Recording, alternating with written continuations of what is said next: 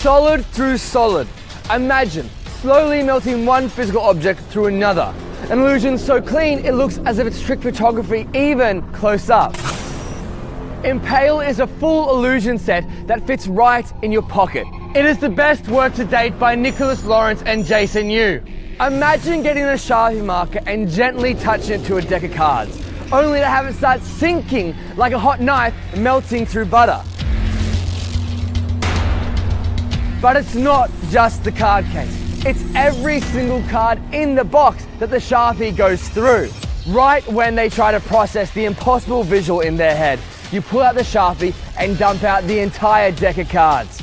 Everything is examinable. The weird thing is every single card, there's no hole on them. Let me just grab all the cards out. And what is even weird is this box is completely fine.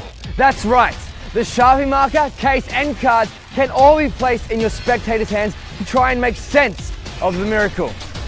This is Impale.